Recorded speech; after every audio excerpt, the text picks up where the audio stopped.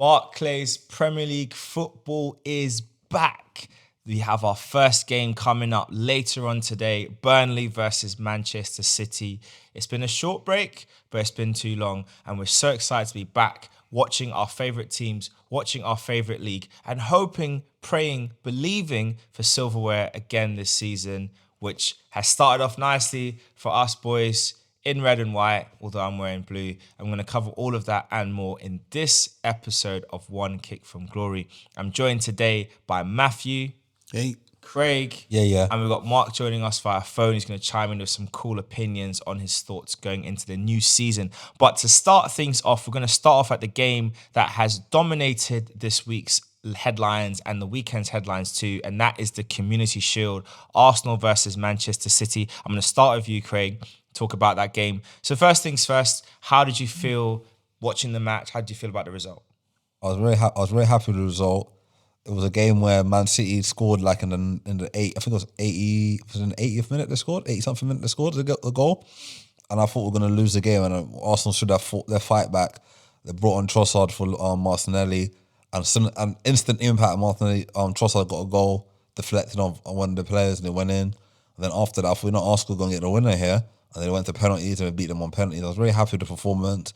I was very happy with Declan Rice. His performance as well. He played like a Rolls Royce midfielder. I was happy with Partey. Them two can work well together this season. Odegaard was sending man to different shops and all that. Ending careers. Send Kovacic to another shop, another dimension. Send him back to Chelsea kind of thing. But he really, on true foot, I think Arsenal played well in that game. Even Havertz played well. Had a couple good chances to score. Was very unlucky, but he held the ball up very well. All our substitutions played well. I was very special mention to Timber at left back. He was so good at left back. As soon as he got taken off, that's when we conceded the first goal. But when he played for the whole 90 minutes, it was solid. Nobody could get past him. Strong in the tackle, physical, and yeah, big up to the team. I think it was a great performance, and just the kind of result that you want after what was a bit of a patchy pre-season from Arsenal. And we're going to talk about our thoughts on the preseason games a bit shortly. But for you, Matthew, just looking at that game, which is effectively, as I've called it, the English Super Cup, you might have differing views on it. But however, if Chelsea were in it and won it, I'm pretty certain you'd say it's step one towards a quadruple. I'm not saying that for Arsenal.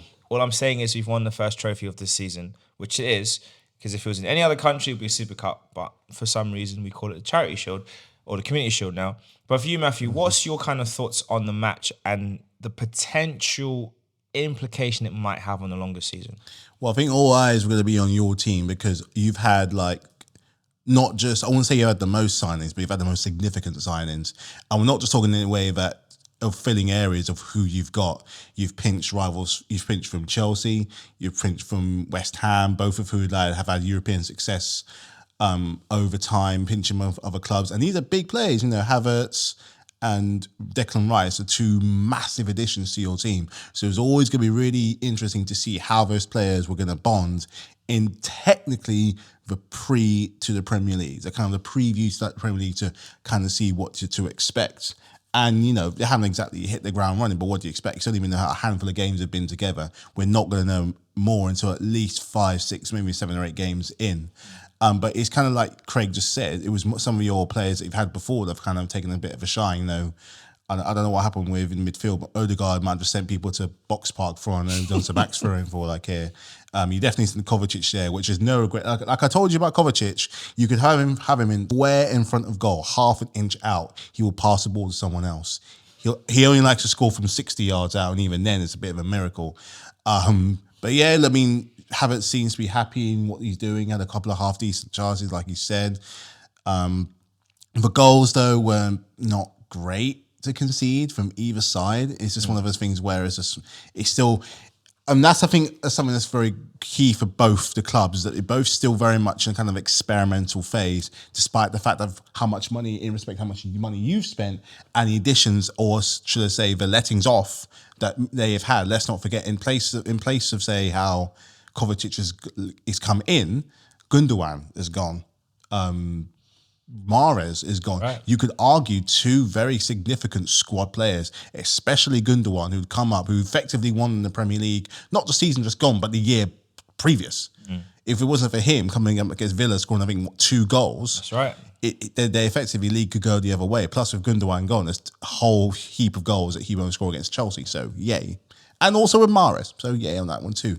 But, it goes down to penalties. It seems that they're allergic to winning the Community Shield. It's the second time in a row that they haven't won it.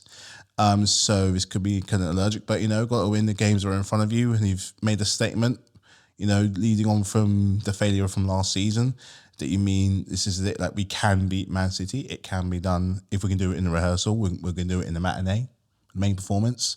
So yeah, I mean, your players they've made a good impression, but we won't know until the proper season properly starts. Looking at that table, then we'll see some real movement. Yeah, I think what was really interesting for me was that you could tell in terms of preparation, Arsenal were ahead of Man City in terms of fitness. It's something that Guardiola himself said, and it did kind of play out in the game and what we saw from the performances. I think what I really liked as well was the manner in which we limited the chances Man City had in the first half to pretty much just pot shots from outside the box. Rodri had a nice shot, deflected, wide for a corner. I think it was Partey giveaway in the middle of the park, which he apologised for straight away. So they didn't really threaten us too much. And then the second half of the first half, we kind of dominated the game a bit more and started to show our play. Havertz with a couple of half chances in the box, which he was unfortunate not to put away. But for me, what I like most of all is the fact that he got those chances. I like how he made the space himself. I like how he swiveled on the ball. I like what he was doing in that false 9 role. I think he's definitely going to play it way better than he ever could have at Chelsea for many different reasons. But I want to hand it over to you now, Mark, just to hear your thoughts on the Community Shield and what impact or not impact it might have on the season coming forward. Yeah, look, I think the Community Shield was a great game. Man City, Arsenal going at it. Man City obviously losing with the late stoppage time equaliser. I think the stoppage time thing's interesting. Obviously, Pep sulks about it a little bit, but I think it's interesting. I think, ultimately they're trying to replicate what they did with the World Cup. So, but at the end of the day, it's a good result for Arsenal. They set the standard early and say, hey, we're going to get the Super Cup in the bag. Is it a trophy that anyone cares about? Not really. We won it last year, but everybody still said we went trophyless for the season. So, unless you win the big ones, it doesn't really matter. But, at the end of the day, it is a good way to open the season. And I agree on that point. I do think it's great to open the season. But yeah, no, let's correct that now on the podcast. Liverpool did win one trophy last season. They won the Community Shield. Okay, right? They won the English Super Cup. I'm giving it to you guys, So you can have that. You had one trophy last year. Well done. That's equal with Manchester United. I feel like the Super Cup is more valuable than the Carabao Cup. But hey, actually, it is, because you get more money from the Super Cup than you do from the Carabao Cup. So there you go, Liverpool. Great, one trophy in for last season. But just that point that Mark made about the rules that have been changed. So obviously what they've done, which is in line with the World Cup we had in Qatar last winter, is that now they are extending play based on time wasting. So anytime the ball's not actively in play or people are wasting time, prolonged substitutions, people faking injuries, it's getting added on at the end of play. So I think Arsenal's equaliser came in the 110th minute, added on time, because I think there was an injury to Partey, or the headed injury with him, and then there was some other stuff. So I don't mind that. I think that's a good thing. But for you, Craig, how do you think that's going to play out as the season goes on? Do you think it's going to be there all the way through, or do you think by like January they would have phased it out and we're back to normal again? They're going to have to review it. They'll review it. Eventually, managers will get... Imagine you're playing a game, you're 1-0 up, and something happens, and then they score in the 110th minute, and they score again in the next 100 and whatever minute. Managers are going to end up complaining and say, this is not right. Complain to the referees union and say, this can't be done. This is not good football. So that means teams like, you got your Burnleys and teams like that who are trying, if they're beating a big club 1-0, they'll try and park the bus, bring on substitution in the 90th minute, try every dirty tactic in the book to win the game. So I think it's a good thing for now. We'll see how it goes. And if it doesn't work, then they have to change the rules. Yeah, I think the game we've got coming up later on today, Burnley Man City, is going to be a massive test for that. And it'll be interesting to see how that goes. Just a final question for you, Craig. Obviously, we won the Community Shield, the Super Cup, as I love to call it. And I think it's a massive mental hurdle to finally have a victory over Man City again, because we did beat them in the FA Cup run, Arteta's first season. A lot of you have forgotten that, but we did. Semi-finals. And then, of course, we beat you guys in the final. Oh, Zoo! But what impact do you think this result was going to have for the players? Because I love looking at celebrations. I felt like there was even Arteta's reaction when we equalised. It felt like finally we've punctured that mental blockage of Man City. Do you remember when Arsenal playing Liverpool and we haven't beaten Liverpool for a long time, and we had a mental blocks to beat them? The last season, all the teams that we lost to in the past, we beat them. Like last season, we beat Spurs away for how long Spurs had the new stadium. We haven't beat them at the new stadium. We haven't beat them at the old stadium for a long time, and we beaten that mental hurdle. Like last season, we were unbeaten in London derbies. I think we lose. I don't think we lost any games in London. think you did. I don't think we were unbeaten all season, and I feel like. And we didn't really lose against only big team we lost against last season was Man City, home and away, and in the FA Cup. All other big teams we beat Liverpool. We drew away. We drew away. We beat Newcastle home, we beat away. Beat them away. And drew at home. We Man beat United. Liverpool at home and drew them at Anfield. We lost against United at Old Trafford and we beat them at home. Yeah, the Old Trafford game was absolutely shagged, by the way. And we played Chelsea, we beat them home and away. Yep. And years going by, Chelsea always used to beat us at the Emirates. Always used to beat us at the Emirates. That is true, because the previous season, Lukaku, Pablo Mari, when he sent him spinning like a... What a waste of... Anyway. So our record against Chelsea in the last couple of seasons is getting better now. So we beat the teams, the hard teams that we struggle against with Arsene Wenger or Emery in charge, the teams that we lost to, we've done well against them. Now we're beating Man City. We're beating Man City now in a neutral ground or community, so it's a good thing. So now this season, that's a statement and intent that we've got. So when we play them again, we're not going to be psychologically like worried or scared that we can't beat them. So we kept on Saliba against Haaland, kept him very quiet, very, very quiet. AKA Mr. Rolls Royce, William Saliba. And Arteta's got a record that I would like to say. He's done 12 games at Wembley as a player and manager, and he's won 12 games as a manager and player. So he's won 12 times at Wembley as a manager and player. So he hasn't lost at Wembley as a manager. You lot may as well rename Wembley to the Arsenal Dome. So that record's an amazing record to have as a manager. That he's done well. He hasn't lost there. He's got a good record at Wembley. He's paying his rent. Yeah, he's man. paying his rent, mate. Yeah, honestly. But yeah, I think that there's a great thoughts, and I think that's kind of how I assess it as well. I think there's a lot of good work that we've done. The result will mean something. We've got to build on it. We've got to do it in a game that counts. We have Man City in our first 10 games, which is crazy. And we talked about that in yesterday's podcast, which you guys is out now, can listen to. But before we talk about that, let's talk about the squads, because we've all done some business this summer. Some people have found their checkbook finally, Liverpool, and have made some investments too. And some people are struggling to get the deals they want over the line. I don't know why. West Ham. So anyway, not firing shots at anyone. Love you, Hammers. Thanks for your captain. I've greatly appreciated. But let's talk about our squads and how we think they look going into the season. Obviously, there's still plenty of weeks left to kind of get in those final pieces. But I want to start with you, Matt, and Chelsea. Like, how do you feel about your squad? And yes, we will go into the injuries in a bit, but let's just talk genuinely about your squad and how you feel before the season starts. The general consensus I have at the moment is that there's a weight lifted off of players that I think either tried their best or were there just for a good time and probably just stinking out the dressing room. A combination of all three have just now gone, even if they're high profile, even if they've done well for us in the past, and even if they've cost us a bit of a bag to get in the first place.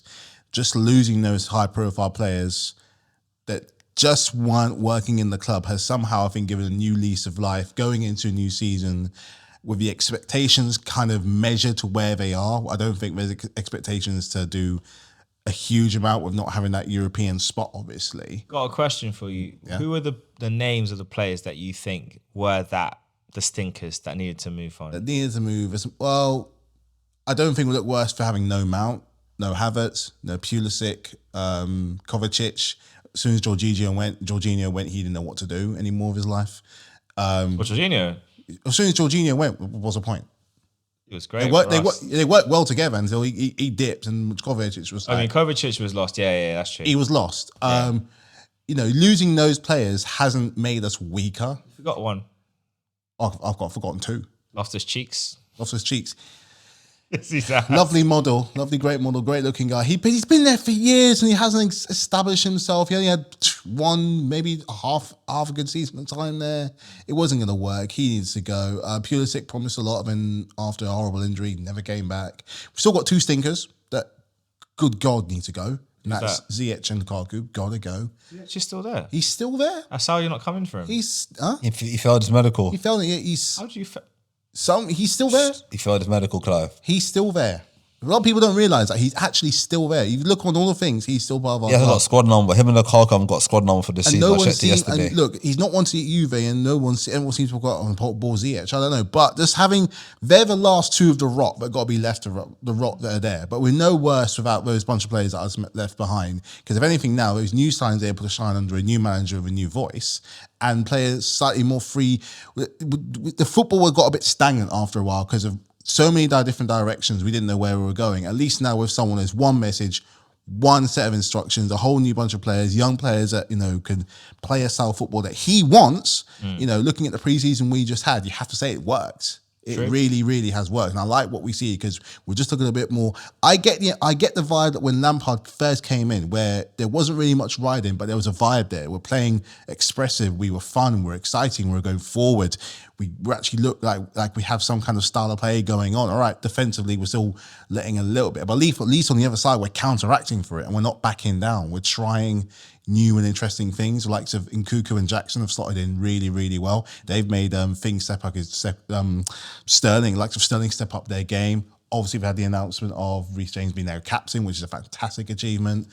Obviously, now Espilicueta, he's gone to Atletico Madrid. He had his time was done at Chelsea. Conor Gallagher, he's improved. Mudryk scored a wicked goal during pre-season as well. I don't think we weren't beaten. We were not beaten at all. We were for the whole thing unbeaten. But there's some of those names there who have stepped up, have kind of taken on that weight a little bit and made it a little bit. Happier isn't the word, but I just think a bit more free. If that's a way of looking at it, whether they're happy there, I am not entirely sure. And I won't know until after those first few games in the league and to see how they are on the table. But losing those players, I'm not missing them as much as I thought I would. I might be different after a few games in. I don't know. But I don't care if I'm not there anymore because you went to deliver after that Champions League with potentially a Premier League and then some, but you didn't give it to me. So why am I going to get upset? And you're probably part of the reason why we fell so low in the league table last year. So why am I going to be upset? So genuinely in the moment, where the squad is right now, with the players we've got, if we can do what we're doing, I'm quite happy. So, and I want to dig a bit deeper on that. But before I come back to you on that, I guess for you, Craig, looking at what you've heard from Chelsea and kind of how things are shaping up, what's your sort of assessment of their squad and how do you think things will go for them? I like the look of Nicholas Jackson. I think he's a very good player. He reminds me of Drogba. The way he's strong, steady, physical. Carry on, strong, steady. But I mean, he reminds me he's very physical, strong, and he's got eye for goal. Nkuku's a good signing as well. Who else did they bought? Mudryk's going to do well. I think Mudryk will do well this season. He's got pre-season under his belt. You got him halfway at the start of last season, June, January. A lot of things are going on in this country, a lot of issues and whatever. So he didn't really have a time to. Now he's got a pre-season under his belt, blended with new players, and he's a new number 10 for them as well. So that's a big number to wear at Chelsea. So he will do well. Reece James is going to kick on again, captain now, leader. Stop getting injured. Yeah, hopefully. It's a hard one for him though. You got this young kid called Colwell. Levi, yeah. He's going to be he's good. He's good. Boy. He's got John Terry's old number 26. So he'll definitely do well for them. He did well at Brighton last season. They tried to sign him. Chelsea said no. Gave him a 6-year contract. Him and Thiago Silva at the back, or Balotelli could play three at the back, or however you want to play it. I think Chelsea will do well this season. Do I think they'll get top 4? They're not in Europe, so you got a chance. But it's gonna be up and downs because you got a young team, got a lot of young players with not a lot of experience. You're gonna have up and down moments where because you're still in transition, and you're still trying to get new players in or whatever. But I think Pochettino is a good player when it comes to good managers. So not good player, good manager when it comes to young players. Did well at Spurs, did well at PSG with the young teams. Southampton as well.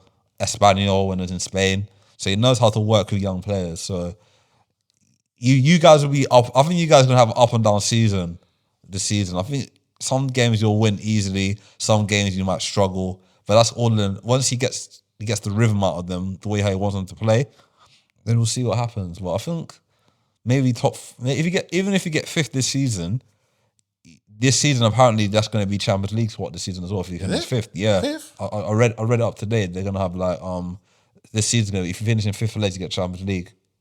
So What about Europa and Conference or whatever? I think we'll go down to 6th, 7th, 8th. Yeah, so if 5 teams will qualify for Champions League this season, apparently. Spurs get a chance then. Huh? So Spurs get a chance. Any chance? If they don't sell Harry Kane, then maybe. But if they do, then I don't think so. I'm sicking. We'll see how that goes. But I want to just kind of talk about the injuries that you face in your squad. Obviously, we're going to go through the rest of our teams and our squad assessments, and we'll jump to Liverpool in a second. But right now, you are without Nkunku. Sad injury in pre-season. So He was upset. doing so well. You are also without Wesley Fofana, ACL. He's going to be out for a while. So Nkunku's knee injury. For Wesley Fofana, ACL. You've also got Benoit Badiashile and Noni Madueke, both out with hamstring injuries. And our Broja still hasn't returned back from his foot injury from last season. I mean, and the thing for me, which is really sad, is that Nkunku was looking like the truth. And he was looking like he just adapted to Chelsea, like the next big superstar. So now there's a good. setback there. I don't know how long he could be out for. Maybe like 3 months. 3 months. I don't want 2 to 3 months, I said. What I don't want for them to do, because I know that he's going to be potentially part of the France squad for qualifying for the Euros for next year, depending on how well they're doing. I wouldn't want him to be rushed back because he's only had a handful of games. So he won't be able to start his first Premier League game until nearing almost Christmas time. So if he's going to come back, don't rush him. But it's just so sad because you can see just how well he's blended into that squad. He did what Werner couldn't, just slot in and just get started straight away. Because their likenesses are very, very similar, but he's just appears to be a little bit more adaptable. Whenever you saw him in those pre-season games, it was always dangerous. That's true. And he's getting the goals that I was crying for. Never mind last season, but the season before, those poacher goals, just being in the right place at the right time. That suspicion of being offside, half of the win is being in the position in the first place. That's it. And he was there. I think it was against Fulham. It was against Fulham. I remember watching that game because all the other ones were really sporadic in their times. But I happened to catch that one. I remember it looked suspiciously like it was offside, but it wasn't because he was just in the right place at the right time. That Jackson and Nkunku connection working really well, and he was just there. And I could see him just being there. Just that when the ball just comes in, he just happens to be there. That's what we've been looking for so long.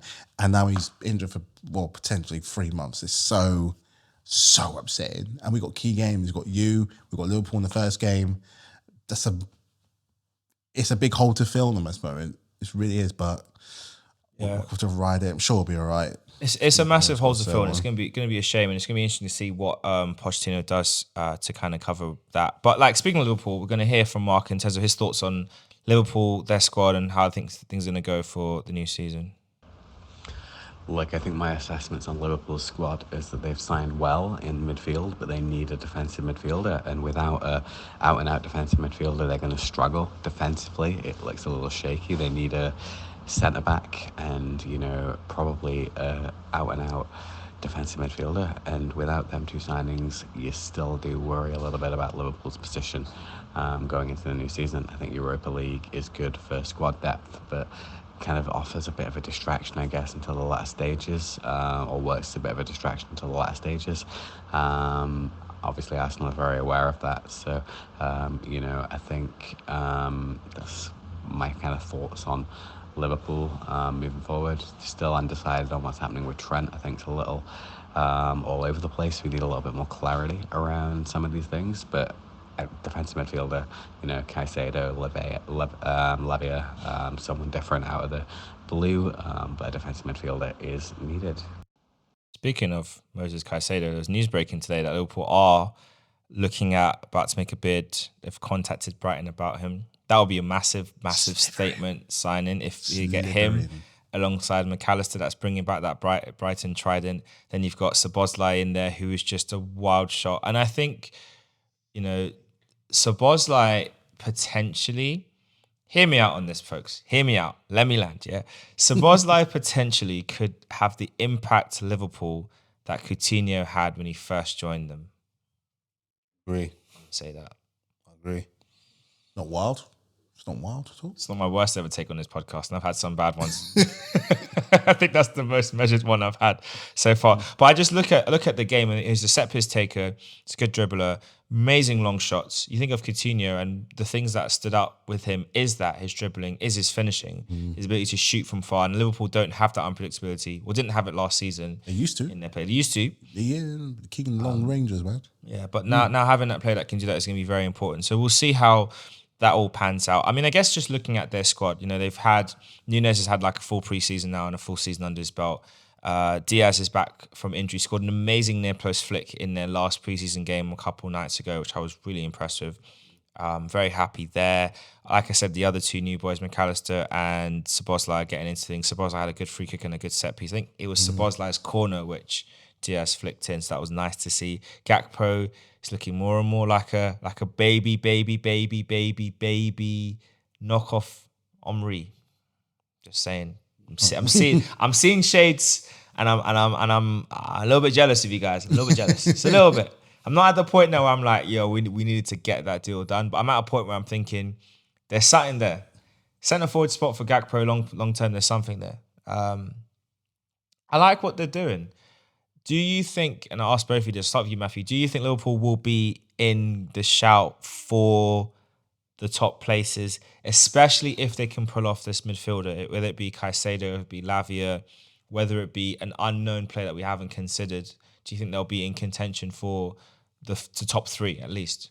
Well, it's gonna be 3 and 4 because the top two looking like it's gonna be between you and Man City is the top two. So we're looking at 2 more positions. So let's see what other clubs are a threat to that. So taking you two out of the equation, it's not going to be Spurs.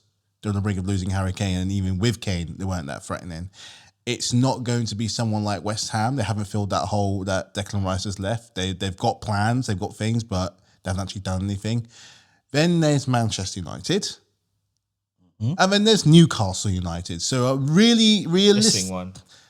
Liverpool, Aston Villa. Can't forget them. the dark horse. And you're missing one more. Brighton. So it's going to be, I think, around those 4 teams: Newcastle, Villa, Brighton, and on an outer chance if they can get their stuff together, and possibly Manchester United. If Nunes can hit the ground running, because he equaled Jesus.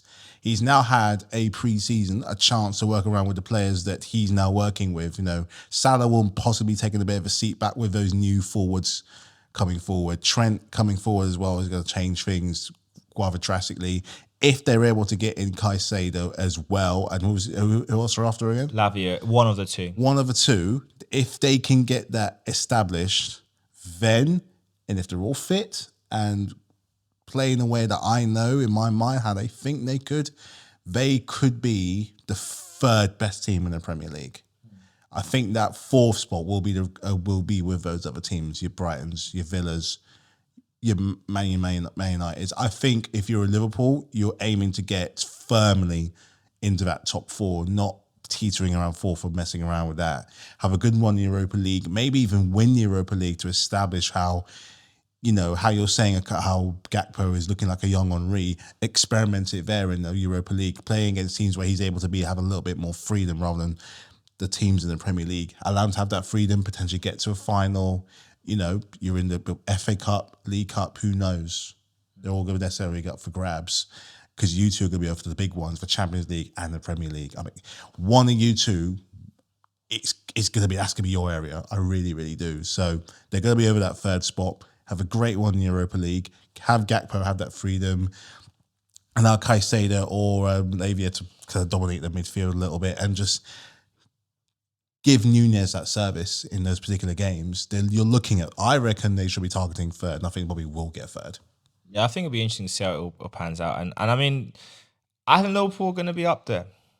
I think they'll be up there. I think they're going to give Man City and us a bit of a tough time in that competition. There's going to be about a 10, 12 point gap between the 2nd place team from Liverpool. Possibly.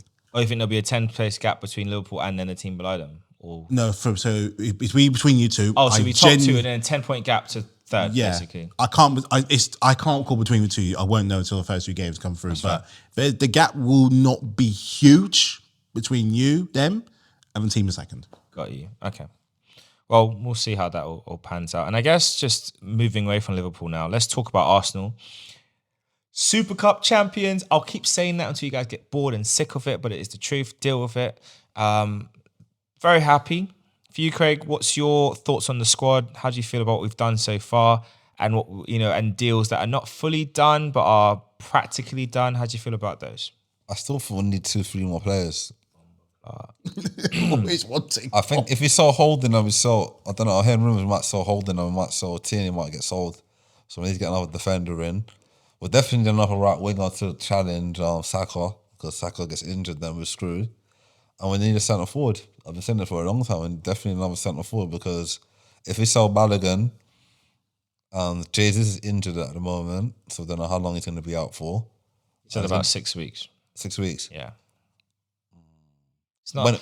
When he comes back, he's not going to be fully 100% like he was like last season. So he's going to take him a while to get fit. So I think we need a backup striker, a good striker, an elite striker to get us at least 20 goals a season. If you combine Jesus and Nketiah, them two are not going to get us 20 goals a season. I'm sorry. Both of them together won't get us 20 goals a season. Well, I think that's the challenge with Jesus. He has to hit those numbers. I think just looking at Arsenal's squad, we have a lot of players that we need to move on, because right now, I think you can only register 25 or 26 for the Premier League. And we've got over 30. So, like, for example, the likes of Marquinhos are expecting to be loaned out by this weekend. Pepe, I don't think he'll be here come next weekend. He might still be here. The sick test, looking at him. He might still be here come the start of the season, because there's not many more days left. Balogun, I mean, I don't know if Balogun, we'll see. I think he'll probably still be about whilst for these first couple games, and then maybe something might get sorted out for him. That's our forward line. In midfield, you've got Lokonga, who at the moment I don't think has a future at Arsenal. I just don't think he has enough intensity in his play to be that midfielder. But either way, he could be kept along for the cups, and maybe he might show something that he had when we first got him. And what he was showing in pre-season when we played him left 8, he was quite good there. He's just not a good number 6. Then you got El Neni, who we need to move on desperately. George will be kept around. And then you go into the back line and you've got Suarez, Cedric, who God knows why he's still at Arsenal. Like, it's just ridiculous now. Tavares, who I like, but, I just don't think he has a future at the club. And then you got Rob Holding, who, bless him, like, he's basically unofficially the dog sitter at Arsenal. Yeah. According to a couple of the players who were saying that he's always around. I think Smith Rowe said he always sees Rob around the training ground with Arsenal's black chocolate Labrador. So those are the ones. And you've got the likes of Tierney, who there's been lots of talk about, loan deals, sell deals. And then in the goalkeeping department, we've got Karl Hein, Runarsson, and Okonkwo.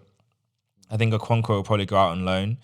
Karl Hein might also get another loan again if David Raya comes in, which is a great deal. We've got a loan for 3 million with an obligation to buy at 27, which is a great bit of business. And then Runarsson just needs to get out of the club. One of your keepers has gone to Nottingham Forest as well. Yeah, we sold Matt Turner. So that's and even that sale was 10 million, but people were a bit kind of skeptical about the numbers. But it's a £5 million profit. Bought him for 5, sold him for 10. Like, I think Edu and Mikel have done a great business this summer so far. Obviously, the deals we've done out have been good so far. Deals we've done in have proved to be really good. You look at the numbers of what, Paqueta, £88 million bid from Man City to West Ham, rejected this evening. Harry Kane, £100 million bid accepted from Bayern Munich, but yet he still hasn't moved yet. No sign that he's going to accept it. Rumours that he wants to stay. So I think we've done really well by business. I hear what you're saying about the numbers in terms of wanting extra players. I think there's rumours that Arsenal want another midfielder at number 6, which to me would signal that it will be a player that will be there to then he can happily go. Potentially Jorginho next season we moved on. And it also means that we can have a rotation option for Partey, because right now... I think we've been linked with that Douglas Luiz from Aston Villa, from Tottenham and Arsenal. We're linked with him. I think that's a further looking at. Yeah, I mean, we looked at him a couple of seasons, the season when last summer, but we didn't quite get it over the line. So maybe it could be something there, but we'll see. But for me right now, I think I'm very happy with Arsenal squad. I think we need to sell players before we look to buy anyone. I do agree that I would like something extra in the forward line, and I would really want something else in midfield, just to kind of mix it up a little bit. But aside from that, I think we've put together a very interesting squad. But my challenge to our forward lines is, Nketiah, if you do play at the weekend, you had an issue last season where if you didn't start games, you didn't score, and you have to be able to score goals off the bench, because you're not going to be starting as many games as you would like. No. So we need goals from you off the bench. That's a big thing. And Jesus, when you're back, bro, I want 25 goals. I want 25 league goals. Like, you're good enough to get that. You are good enough to get that. You just need to get your finishing together and learn how to rasp the ball. Put some power behind it. For a spanner in the works, Go for for it. just a moment, Ivan Toney. Well, the thing with Tony is, even if we were to sign him, that won't happen. He won't be available till January. So what we could do, which could be interesting, because this is the other undercurrent of the whole transfer dealings. I want to hear your thoughts on this as well, Craig. This David Raya deal, it's very interesting. Very interesting. Because Man United, I think it's Tottenham offered £40 million straight cash and they turned it down. Yet we've done a 3 million plus £27 million and they've accepted it. It feels like we're laying the groundwork for some further transfers. So, like I said on one of our previous podcasts at the back end of last season, I think one of our early preseason podcasts looking into this season was, I think the best move for all parties is Flo Balogun can go to Brentford in January and Ivan Toney can join Arsenal the other way in January. And we just we agreed a deal for Toney now that it will join in January. And we agreed a deal for Balogun now that he will also go there in January. Because what you don't want is what happened to Crystal Palace with Wilfried Zaha leaving on a free to Galatasaray, where another club where he was been touted for years on years and years to go somewhere. It didn't work at United. Does not mean it wouldn't have worked somewhere else. What you don't want for their sake is for that to happen, to lose your talisman for nothing. If you're going to lose how many years has he got in his contract, Tony? Has he got like a couple of years left on his contract now? He's got, I think he signed a new one. So if he's not playing at least until New Year, and in that time you're gonna have to find another striker or have your other players step up in that time. Yeah. From now until Christmas, when the games get really jammed up. So and that sometimes is the business end. So you have to do without him in the first place. And Balogun, I think Balogun's got 2 years left on his contract. So by January, you only have like 18 months left on his contract. I mean, personally, I would look. Now, thinking about it a bit more, obviously, it depends how well the front options work, because we've got Trossard, we've got Havertz, who played there in the Super Cup really well, and Nketiah, obviously, he would see himself as second choice striker because he's officially, but obviously, we'll see what Arteta does. There's scope for us to potentially move Balogun out on loan to Brentford in the Premier League, and I think maybe give him like a 6 months Premier League loan. January comes around and we assess it and we say, okay, if it's working out well for you there, we'll do like a swap transfer type thing. We take in Toney, you keep Balogun. I don't know. There's scope for that, but we're gonna have to put money on top of it. They're gonna just do a swap. We'll pay for Toney, but it just depends on like the valuation. There's something that could be done there. But also on the flip side, if Tottenham do move on Harry Kane, they have wanted Toney. Would they pull the trigger and pay for him now, knowing that he won't come till January, which might be the best move for all parties concerned? Brentford get the money for a player they can't use anyway, and then they could look to bring in someone else. Although I don't know if they could. I don't think they can do the transfer. That's why until January. Won't count until January. But you have that. But he'll be there. You can have an agreement, but you can't do anything right now because of the whole ban thing. Yeah. But you have the money on your books, so potentially they could earmark that funds for a player. But I guess, talking about Arsenal, obviously we've got a few injuries, and we mentioned Jesus not being available for the start of the season, which is a big disappointment because I was looking forward to seeing what he was going to do.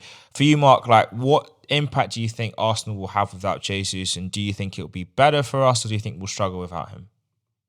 Like for me, if I'm being totally honest, I think Arsenal look a better team with Trossard or Havertz up front rather than Gabriel Jesus. Like, you look at someone like Darwin Núñez, he is an out-and-out striker. He's fast, he's aggressive, he's strong. He doesn't always get the ball in the net, but he's got the characteristics of an out-and-out striker. And then you compare that to a gap coat or a Firmino, false nine, deep lying, strings to play together, connects to play nicely. And that's what you want in a striker. Gabriel Jesus is neither of the two. He's neither an out-and-out striker that's fast, scores lots of goals, has these strong characteristics, or is he a connector, false nine, wins the ball back, keeps the play ticking around. He doesn't do either of them. So for me, I think Arsenal look better with Trossard in the gap, who does that better.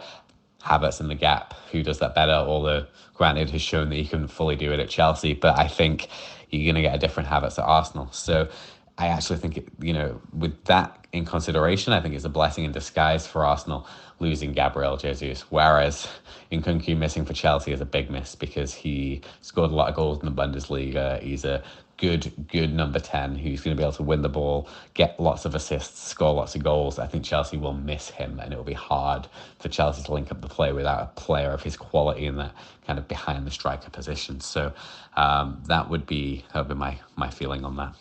Don't know about the Jesus link up play part though. I feel like that's one thing that he's been really good at. And I think even though, I mean, I guess a better comparison is looking at Trossard versus Nketiah in the same role stylistically for Arsenal. And I think last year we saw that when Trossard played up front, the fluidity returned because Martinelli, when Nketiah was up front in Jesus' absence, was basically redundant. And I guess to an extent in the charity Super Cup on the weekend, there was kind of similar with we didn't really see much of Martinelli in the game. He kind of played very wide. Saka had his usual 6, 7 out of 10 performance, not world breaking, but was always a threat, making things happen. So I'll be curious to see how Arteta kind of mixes it, whether he decides to go for Nketiah because of the goal promise, whether he sticks with Havertz because of just what it allows the rest of the team to do. And also at the end of the day, like when you're playing against a team like Man City, you have to adapt to them a little bit. I think we did that a lot. And I think we had a game plan to kind of nullify their biggest threats and also to kind of accentuate our own. The fact that we went long to Havertz and he was holding the ball up really well. I loved there was a lovely play from Ramsdale up to him and he just held off the defender and spun it out to the left wing. I was like, yes, that's I want to see more of that. That's the Havertz that you guys didn't have. You had Bambi on ice. We've got Van Persie light in heavy air quotes, like how I say Gakpo is like an Aldi version of Henry, baby Henry, like Aldi version. I see that Lidl version of Van Persie with Havertz. So it's going to be interesting to see how that all plays out. But I guess for you, Craig, on a final note on that, like looking at the game we've got coming up against Nottingham Forest at the weekend, starting off on Saturday, our first game of the new season. What would you pick as your lineup and who's your front three? In goal, Ramsdale. Right back, Ben White, who was solid for us last season. Centre back, Saliba Gabriel. Left back, Timber. Centre mid, number 6, Partey, Rice, and Odegaard is a number 10. On the left, it's between Hazard and Trossard. Havertz and Trossard. No, it's between Martinelli and Trossard. Yeah. Well, you know what I would do? I'll play Trossard. Honestly, I'll play Trossard. Okay. So Trossard has been in top form in pre-season. He's scoring all the goals, been doing well. Play Trossard. Havertz is number 9. Was a false 9. And of course, Starboy, Saka on the right. For you, Matthew, if you were picking the Arsenal team this weekend, or what would you go for as a starting 11? So I'm in an arm in between Havertz and Thing. He was an arm between Martinelli and Trossard for the left wing spot. I would say, and as much as I disagree with this, I think the team you have is pretty much the team that I would have, except do you have Havertz up front? Yeah. I think I pretty much picked the same team because I think him being up front for you is different from him being up front for us. We had nothing going to him. We're solely relying on him when he was not a striker to actually do something. But if you've got no Jesus and if you want to try and I know it's not only Nottingham Forest, but if you want to just kind of get that first game out of the way, I would say start with him, maybe put him on 75th minute for Nketiah, just so that Havertz doesn't get annoyed you're playing him at the wrong position for all that time. So your team is pretty much what I would pretty much. So you would definitely drop Martinelli for Trossard because Trossard's done well. I think Martinelli needs to not really fit. My worry with Martinelli is that I look at him the way I look at Reece James. One injury and it all goes really, really wrong. And what you don't want is for someone as young as him and as young as Reece James in the same sort of way to have him injuries stack up to the point when they get into their later 20s and it's like they're washing a piece of glass and go kind of guide them. So you kind of look after players like that because he's still very young. Like 21, 22? Yeah, whereas 22. Whereas Trossard's a bit more Premier League hardened. So Trossard can take a hit. I'm not saying that Martinelli can't, but Trossard can take a bit more. I think Trossard can take a hit more than Martinelli. And Martinelli if he gets hit, he goes down. Well, the injury he had is a specific contact from a player. That should be at Arsenal for his apology, but he hasn't made it because he's apparently on strike now because he wants to go to Chelsea. But yeah, I think it'll be interesting to see what we do. I would hope that whatever Arteta picks, we'll get the right balance for the team. Trossard's on the rise from that game against Man City as well, so keep that form going. Keep the same team, yeah. The team that came on, yeah. I'm probably inclined to do the same. I mean, I think that is probably the biggest debating point is that left wing spot, Martinelli versus Trossard. You could argue left back as well. Like if Zinchenko, because he played a bit at the weekend, not many minutes, but he could have I wouldn't showed a start bit. him. If he's fully fit, he definitely starts by default. But the way our Timber played the role, I could see Arteta sticking with that same back five, like you guys have all said. I think that midfield three, they'll probably stick with it as well. And then the front three, yeah, probably. I think Trossard deserves a reward for how he ended preseason. What he could do, which would be a very interesting curveball, and I don't know if he would do it, because it depends on Rice's fitness levels. You could also try Trossard in at left 8, Rice start on the bench, and have him come on later on to swap it. And then Martinelli also plays left wing, and then you have Havertz up front. And then that way you have the front three of Martinelli, Havertz, and Trossard all continuously interchange positions. Because in one of the preseason games, when we had Nketiah up front, we had Trossard left wing, and we had Havertz left 8, which is one of our preseason games in America. They were constantly interchanging positions. So there's 1 minute you had Nketiah through the middle, Trossard left, and then Havertz in the 8. Then next phase of play it was Havertz up front, Nketiah left wing, Trossard in the 8. The next phase of play it was Nketiah in the 8, Trossard up front, Havertz left wing. So that's one option we could try, and I would be very intrigued if he does do it. But I do think, that game against Man City, I do think it was definitely a precursor for the season because of the injuries you've got. And sometimes you just want to have stability and pick a system that works until you have all your pieces, and then you can rotate things around. So that's what I expect there. I mean, looking across to you guys, obviously, for your first game of the season, big loss. Liverpool, you got them coming up. Massive game. You are playing them at home at Stamford Bridge on Sunday. So in light of all your injuries, what is your starting 11 for Chelsea? Well, Special K is going to have to go in goal. He's the only real keeper that can do the... You've got Robert Sanchez. Robert Sanchez. I wouldn't put him in straight away. It'd be harsh on him. Then we have the other keeper we had during the preseason. He's not ready. He's good. He's not ready. Bentonelli. No, it wasn't him. Lundstrom or Jamie Cumming? No, I don't think he's... You got Eddie Beach, you got Lucas Bergstrom, Marcus Bettinelli, and his name Jamie started with Cumming. an S. His name escapes me. But I can remember his kind of face. He kind of looked a little bit like Melier from Leeds, but better. Oh, that's Lucas Bergstrom then. He was good. He was good. He's young, but he's good. But he's not ready. Yeah, quite yet. Special K in goal. Reece will go on the right. Chile's going to go on the left. Chalobah looking like he wants to leave. Also say Cucurella did half decent this pre-season as well, but not enough for me to convince him to stay. You're going to go for a back 4 or back 3? I'm going to go for a back 3. So Chile is going to be... Left wing back. Reece is going to be right wing back. In the middle, we're going to have... It's a high-profile game. I think having that defensive mind of Silva is just going to give me a little bit more... Give me ease. Colwell, it's a lot to kind of expect it from Colwell. So that's going to be my 3. Who's the 3? So you said Thiago Silva, Reece James, and Ben Chilwell. In the back 3? No. What am I talking about? Wing Talking back. about my wings back. Oh, I'm talking about wings. I'm talking rubbish. Sorry. So it's going to be... Sorry, I got confused there. It's going to be Silva. I can't be sure he's injured. I mean, if you are going to play a back 3, you could have Diassi, Colwell, and Thiago Silva. You could have Trevor Chalobah instead. Or you could put in, I don't know, Cucurella if he can play that role. I think with Chalobah, he's maturing a little bit more as well. I know he seems convinced he's not going to get that much first time. I don't think that's going to be okay. I think he's going to get a good amount of starting games, at least 20 out of the 38. So Chalobah, Silva, and Colwell will be my back 3. Okay, with Chilwell and James as the 2 wing backs. 2 wing backs. What's your midfield 2? Midfield 2 is going to be Enzo Fernandez, and it's going to be Mudryk. Let's give him a chance. Let's see, recreate that kind of first that pre-season energy. Mudryk will play wide, wouldn't he? Yeah, Mudryk's going to be wide. No. How many have I got? So I've got 3, and I've got 2. So the midfield's going to be Enzo, and I'm not CH, for God's sake, not him. I had a team on my mind. I kind of circled it around Cuckoo, but I can't have him anymore. This is going to be interesting. Because structurally it'll be a 3-5-2. Yeah. So the back 3, then you have the wing backs as the 5 plus 3, which would be 2 sitting, 1 10, and then your 2 up top.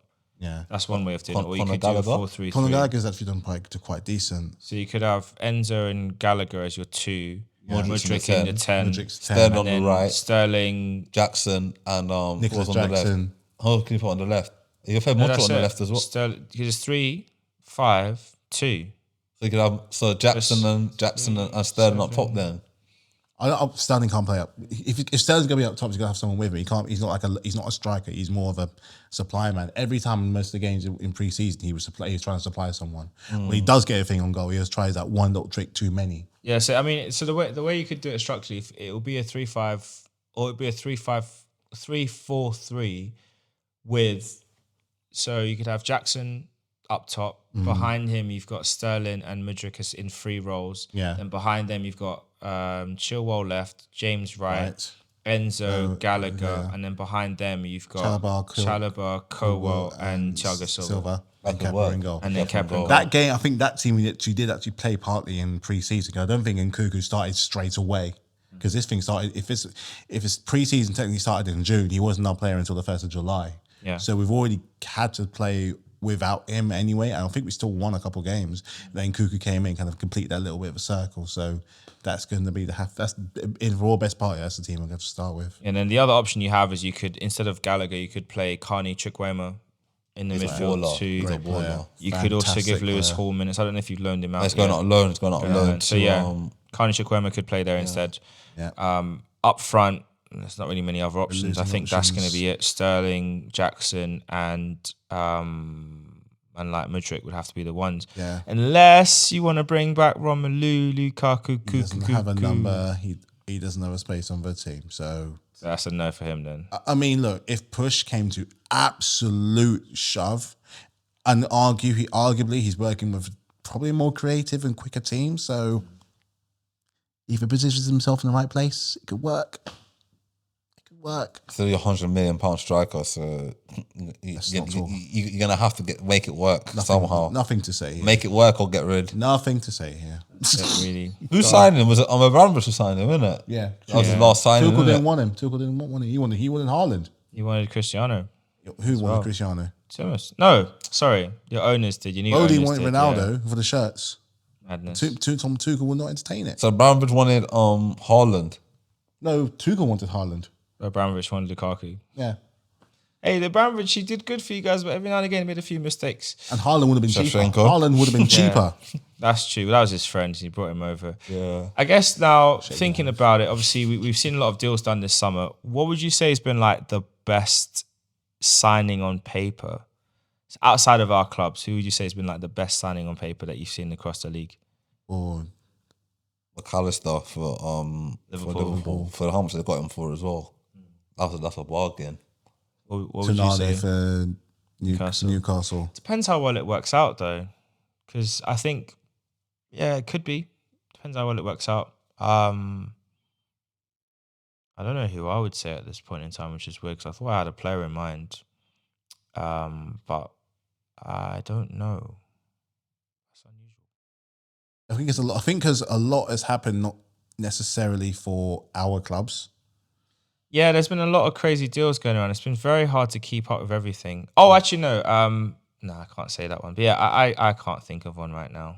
If anything comes to mind, I will suggest it. Or maybe I would say this: David De Gea being let go on a free transfer might well be the best bit of them all. To be honest, in Manchester United. I know Onana had made a slip on his debut, but I think that could be a great deal. That's a good deal. And then I guess for you, Mark, who would you say has been the signing of the season so far, on paper at least? Signings of the season for me, without a shadow of a doubt, is Diaby at Aston Villa. I think he's just a class act. He's so fast. He's so tricky. He's got a good strike on him. You know, he can score from inside and outside the box. I just think he's class, and I think he's Aston Villa's best player, and I think he'll be very, very good this season. So Diaby for me. And then I think the next best signing in my book is Tonali at Newcastle, and I say that because of how good Tonali is defensively. I think he's a good coup. Defensive midfield, I think he's a good coup for Newcastle, but I also think it frees up Bruno Guimaraes to be more attacking and more aggressive and further up the field. And I think Newcastle needed that and have needed that. So I think that's a cracking signing for Newcastle. Well, yeah, can't really argue with those. I still don't have a player in mind, I'm really trying to think across the league, like who's made signings and what those impacts of those signings have had. I would have said Nkunku for you guys, to be fair. If he didn't get injured. If he didn't get injured, I think he would have been. I'm still gonna put him down as that player. Injury aside, it's not his fault he got injured, but I still think on paper the money you've paid for him, and that could turn out to be an amazing bargain. And we'll see how it all pans out. I guess. Please come back well. Please come back. I guess on the final thing, obviously there's lots of drama happening around the world. We've mentioned Harry Kane and the potential of going to Bayern Munich. Obviously that's not been, he's just kind of bottling that, as is typical for him and his club. Mbappe at PSG, that is a mad situation. I guess for you, Craig, how do you see that panning out? I know we kind of talked in the group about the possibility of him going to Liverpool on loan and that crazily being a possibility, but like, how do you see the Mbappe thing coming out? Because today it's been announced that he's staying at PSG, but no one knows what that means. Does that mean he's going to stay like he has always said he's going to stay and not go anywhere, or is he staying in that he's going to sign a new contract? But how do you think it's going to play out? I feel like I don't think he's going to sign a new contract. I think he's gone in the summer. I think it's a really good deal to go to Madrid anyway. I think it's going to be his last season at PSG. But I don't think they're going to start him though. I think they took down his name, his picture of the outside the stadium. Wow. He's training with the reserve. So he's fully exiled then. Been exiled, yeah. Dang. Same in Neymar as well. Neymar's been exiled as well. That's why he put in a transfer request. Well, both club and player are actively working on a transfer out to Neymar. Obviously, there's offers in Saudi. There's the possibility of him going to America, to Or Barcelona. Miami, and then Barcelona have to decide if they want to make a deal to bring him back or not. But I feel Neymar's too young to go to America or Qatar. He's only 31 years old. He can still play in Europe at the highest level. He can play for another 3 or 4 seasons at least. That's what he wants. What does he want at this level? But his injury record is not good either. He's been every season he's got problems with his ankles now. He's always getting ankle surgery all the time. Last time was his foot. This time was his ankle. So I don't know how much longer he's got at the top. All right, I've got to drop this. This is some breaking news. Whether it's true or not, I don't know, but it's our responsibility to report it. So allegedly, PSG sent a letter to Kylian Mbappe, dated on August 4th, so last week, telling him that if he leaves for a free, the following things will happen. PSG will have to sell players. PSG will have to reconsider their policy of promoting academy players, and PSG will have to fire many employees.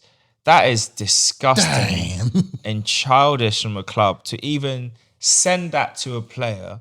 I mean, first and foremost, you guys offered him the crazy contract. No one forced you to. You could have and should have sold him when the opportunity to go to Madrid presented itself. You offered him crazy money to stay. That's the first mistake. Secondly, you can't hold a player to ransom. If he doesn't want to be there anymore, he doesn't want to be there anymore. Just let him go. And lastly, do you really think telling him that is going to make him stay even more? Or want to play? Like, why would you want to stay at a club that's treating you like you're a pariah? The guy has a dream. He wants to go to Madrid. He stayed at PSG for one last season. You signed the best player in world football, and look at how your fans treated him. You guys deserve nothing. I am so disappointed in Paris Saint-Germain. I mean, I'm disappointed in you guys. I have a PSG top. I have a PSG hat. I'm not going to get rid of them because they look nice, but I'm disappointed. I expected better, but it's just a shame. That is something else. It's just disgusting, but is what it is. Let's look ahead to the weekend, or actually to later on tonight. We started off talking about the first game of the season being back, Burnley, Man City. We talked about it on our preview podcast, which came out yesterday for you guys listening. So you can, if you haven't heard it, you can go back and listen to that. It's called 10 out of 10. Like Rech32 says, 10 out of 10 out of 10 out of 10 out of 10, which is what I'm hoping for Arsenal, but we'll see. But for you, Craig, how do you think that game's going to go? First game of the season, Burnley versus Man City. What's your expectations? What's your hopes? What's your 2-1 Man City win.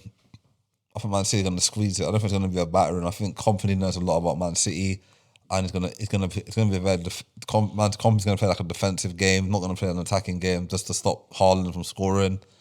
I think City will get their goals in the second half. I think Burnley will score, but it's going to be a tight game. I don't know if it's going to be an open game. What do you think, Matt? Well, they let go. They want to. Wout Weghorst is going on for loan. Oh, he's off on loan, which may change things a little bit. I don't know who else there is going to be scoring the goals. I don't have a team well enough to see who's going to Well, be I don't scoring. think Wout Weghorst was a threat to score goals anyway. So I think his departure might not make any difference. Doubt he would have even started the game in the first I place. can't remember what I said in the 10 out of 10, but I'm with Craig here. The Burnley that got relegated is not the Burnley was getting promoted. They played some excellent football, which is part of the reason why they got promoted in the first place. Not losing out, and it's at home as well. Burnley's, even as a promoted team, Burnley's points is going to come from their home games, and I only think they only lost one home game last year.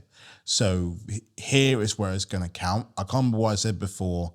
I don't see them necessarily winning, but I also don't necessarily see Man City winning.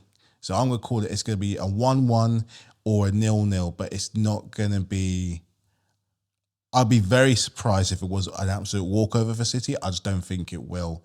I think Man City are going to throw everything and Burnley are just going to hold on. Or Burnley are going to throw everything and they're going to have to catch Man City just slacking just a little bit. So I'm calling a draw. It might be different to what I said before, but I think it'll be a draw. I think it's the perfect game to open up the season, because it's just like, champions of the championship who ran away with it. One of Pep's disciples up against the master. Like, it's just so much subplot there. And there's players that have got a points per. You got Michael Obafemi, you joined Burnley this summer. You got Jay Rodriguez, who's back again in the Prem. We were looking to prove what he can do. Nathan Redmond went there. They got Sanderberg recently, Jack Cork, Josh Brownhill, Johan Goodmanson. They got a decent squad. Good players. They got some And the Congo should be joining them soon as well. We hope. Take him. Take him. Yeah. Take him. You can have him for free. You could argue that of all of his disciples, as much as he played Arteta over time, this could probably looking to be the one this could potentially be the toughest one, because Company knows him inside and out. He was with him for a very long time. He was his captain, won him endless Premier Leagues, endless domestic trophies. This is on domestic plane. So if anyone's going over domestic plane as well, being not just playing in the Premier League, but managing in the Championship, there's a lot at stake here. So there was a graphic earlier saying on Sky Sports of Pep's disciples and what they've gone on, and every one of them has gone on to produce something, whether it's winning a trophy or going really well in the season. So it'll be interesting because you got Van Company, you've got Arteta, you've got the current Leicester manager, if they ever cross paths. Maresca? I think so. Maresca. Yeah. Don't forget Xavi. And don't forget Xavi. Don't never say never. He's producing. It's the Pep era, managerial area is very Luis much. Enrique as well. It's here. It is very much here. It's a tasty game. It's a lot riding. So Did Guardiola never manage Enrique? No, but he's They coming were to Barca. teammates, isn't it? Yeah, but the Barca fold. Yeah, Barca the Barca, fold. yeah. He was the under 20, the Barca B manager, and Pep was the Barca main manager. Ten Hag. Ten Hag. Ten Hag as well. Ten Hag. Ten Hag worked on the Guardiola as well, didn't he? At Bayern, yeah. So we'll definitely see how it all pans out. We're excited to see how our teams do. Craig, just quickly on Arsenal, first game at home against Nottingham Forest. What's your prediction for the scoreline? What's your hope for that game? 3-1 Arsenal. You're on Arsenal. We already shared in our 10v10 what Yeah. we thought about that. Do you think you'll get a result against Liverpool? I still don't think we're gonna lose, but I think it's gonna be a 1-1 or a 2-2. What do you think will be that game? Result in that game? 2-1 Chelsea. Chelsea. So we'll see how it goes. We're hoping for a big strong start. I do think Liverpool might actually put Chelsea to the sword, to be honest, on reflection. I know in 10 out of 10, I did say it was going to be one of the key games for you guys, and I did think you might. And I think I said you were going to lose again. So anyway, but thanks for listening. We're so glad to have you guys back with us again for a brand new season. If it's your first time here, let us know what you thought about the episode. Let us know what you expect for your teams. And we are doing a special 8-7 fantasy football team group. So the link is going to be here. It's also in the description. So join us, join in. We want to see if you're a great coach. We want to see who does really well. And the winner will be invited on as a guest onto the podcast at the end of the season. And the person, if you're leading in January, we'll bring you on as well as a guest in January. That's us signing out. Have a great rest of the day. Peace. Peace. Big up.